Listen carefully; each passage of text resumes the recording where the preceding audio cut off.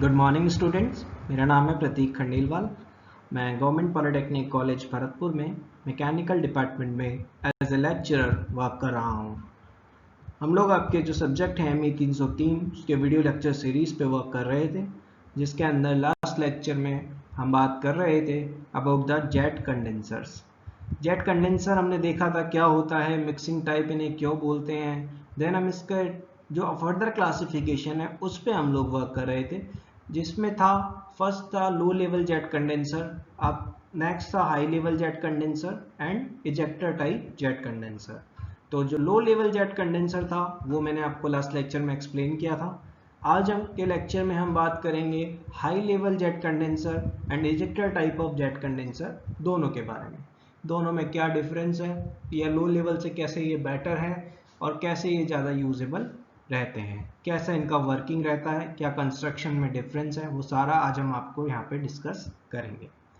तो students start करते हैं। सबसे पहले a high level jet condenser is also called barometric condenser because the condenser shell is placed above the hot well by more than barometric height of water column of 10.363 metre. देखिए इसका जो एक दूसरा नाम है वो है बैरोमेट्रिक कंडेंसर भी इसको बोलते हैं। क्यों बोलते हैं, इसका डिफरेंस ये है कि कंडेंसर शेल जो होता है इसमें और जो हॉट वेल होता है उसके बीच में जो गैप होता है, जो हाइट डिफरेंस होता है, वो आपका एक बैरोमेट्रिक हाइट से ज़्यादा होता है। बैरोमेट्रिक हाइट देखिए डिफाइन की हुई है जब हम लोग प्रेशर चैप्टर पढ़ते हैं फ्लूइड मैकेनिक्स में, तो वहाँ पे हम देखते हैं तो वो जो डिफाइन की हुई है वो की हुई है 10.363 मीटर ऑफ वाटर। तो उससे इतनी हाइट से जो हमारा हॉट वेल होगा उससे इतनी हाइट या इससे ज़्यादा हाइट पे आपका कंडेंसर शेल रखा होगा। ये मैं आपको अभी फिगर में और अच्छे से एक्सप्लेन करूंगा, आपको दिखेगा वहाँ पे। तो अब कंडेंसर शेल से लेके हॉट वेल तक हमें एक टेल पाइप पूरा चाहिए इतनी ही लेंथ का, या जितनी भी हाइट उसकी रहेगी डिफरेंस उतना हमें टेल पाइप की रिक्वायरमेंट होगी। तो वही चीज़ आगे लिखी हुई है कि a long tail pipe more than 10.63 meter in length is attached between the bottom of the condenser and the hot well। वही मैंने आपको बताया।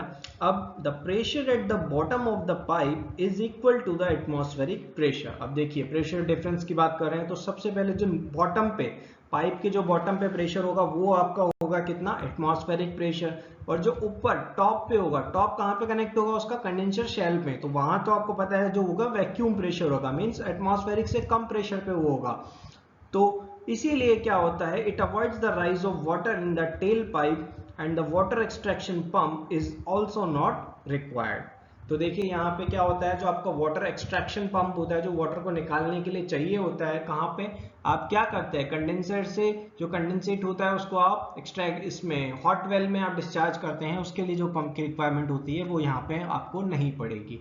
क्यों, क्योंकि यहाँ पे अपने आप वो फ्लो करेगा। अब the condensate in the water from the condenser go down to the hot well under the gravity वो चला जाएगा and maintain a water lag in the tailpipe depending upon the vacuum in the condenser as the height of the shell is large। अब जो shell की height है वो large है, so an injection pump is required to pump water to the top of the shell। अब देखिए यहाँ पे तो हमें रिक्वायरमेंट नहीं पड़ी, लेकिन अब जितना हमने क्या कंडेंसर शेल की हाइट बढ़ा दी तो जो कूलिंग वाटर सोर्स से जो पानी जा रहा था अब वो वहां तक पहुंचना नहीं पाएगा। इसके लिए हमें क्या होगा कि वहां पे हमें एक जो पंप की रिक्वायरमेंट होगी, वो पंप क्या करेगा, कूलिंग वाटर सोर्स से आपके वाटर को टॉप ऑफ द शेल तक पहुंचाएगा। ये पूरा आपको अभी जो डायग्राम है स्कीमेटिक वो मैं आपको समझाऊंगा, उसमें दिख जाएगा आपको क्लियर। तो जो मेन बातें हैं डिफरेंस वो हम समझ रहे हैं कि बैरोमेट्रिक हाइट के ऊपर रखा जाता है, इसमें जो डिफरेंस है हाइट का, प्रेशर आपको बताई दिया, नीचे एटमॉस्फेरिक रहेगा, टॉप पे वो वैक्यूम प्रेशर रहेगा, और वहाँ पे अपने आप वो ग्रेविटी के थ्रू आ जाएगा कंडेंसेट एंड वाटर, और इसके लिए हमें पंप की रिक्वायरमेंट होगी क्योंकि कूलिंग वाटर से हमें वहाँ तक पहुँचाना है। Then working and other details of the condensers are similar to the low level counter flow jet condenser। अब देखिए बाकी जो वर्किंग वगैरह है वो इसका सिमिलर रहता है किससे, लो लेवल जेट कंडेंसर जो कि काउंटर फ्लो टाइप का होता है। इसका मतलब इसके अंदर भी जो हमारा कंडेंसेट जो हमारा स्टीम होगा, जो एग्जॉस्ट स्टीम होगा और जो कूलिंग वाटर होगा वो अपोजिट डायरेक्शन में फ्लो करेंगे। अब it is used where the sufficient head required for the tailpipe is available। अब देखिए ये इसकी एक वो रह गई है, एक लिमिटेशन से हम इसे बोल सकते हैं कि जहाँ पे भी वो टेल पाइप की जो हेड हमें रिक्वायर्ड है अगर वो अवेलेबल होगा वहीं पे हम इस टाइप के कंडेंसर को यूज कर पाएंगे। और इसके ड्रॉबैक जो बता रखा है, its drawback are high cost and loss of vacuum between the turbine and the condenser. अब यहाँ पे इसके तो हाई कॉस्ट ज़्यादा होती है, इस चक्कर में इसका ड्रॉबैक है, और इसमें जो टरबाइन और कंडेंसर है उसके बीच में जो वैक्यूम का हमें लॉस होता है वो इसका एक ड्रॉबैक होता है। तो ये हाई लेवल जेट कंडेंसर के बारे में एक ब्रीफ इंट्रो हमने देखा है, और इसके बारे में हम इसका फिगर जो स्कीमेटिक है वो अच्छे से समझ लेंगे तो उससे हमारा और चीज़ें क्लियर हो जाएंगी। तो ये देखिए आपके सामने है, ये हाई लेवल जेट कंडेंसर का फिगर है। तो समझते हैं सबसे पहले क्या क्या इसमें मेन पार्ट है जो हमारे सब में रहते हैं।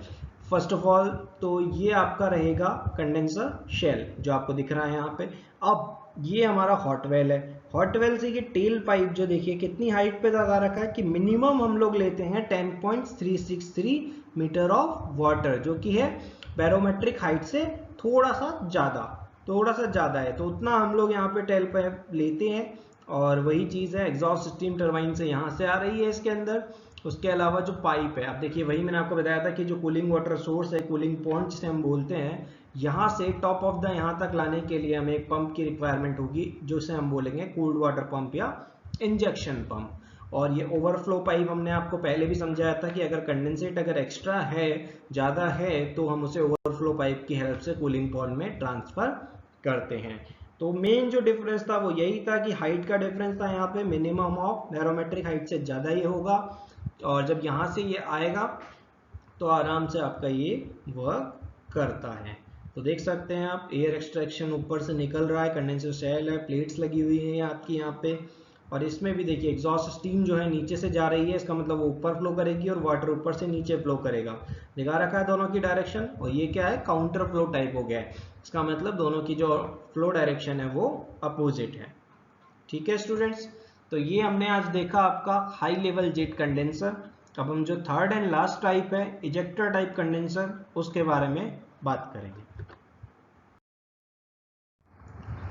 ठीक है, तो जो थर्ड टाइप है इजेक्टर कंडेंसर, इसके बारे में पढ़ लेते हैं थोड़ा बहुत। इसका भी स्कीमेटिक व्यू मैं आपको अभी बताऊंगा, जस्ट इसके अगली स्लाइड में ही है। अब इसके बारे में मेन जो इन्फॉर्म पॉइंट्स हैं, की पॉइंट्स हैं, वो हम लोग डिस्कस कर लेते हैं। It is suitable for the moderate vacuum only. अब यहाँ पे जो वैक्यूम रहेगा वो मॉडरेट वैक्यूम के लिए रहेगा, मतलब वो जो हाइट थी वो उतनी ना होके थोड़ी मॉडरेट रहेगी। अब तो cooling water under the head of 5 to 6 metre enters the condenser. अब कूलिंग वाटर का देखिए यहाँ पे जो हेड रहेगा 5 to 6 मीटर रहेगा, वो एंटर करेगा कंडेंसर में इट्स टॉप से।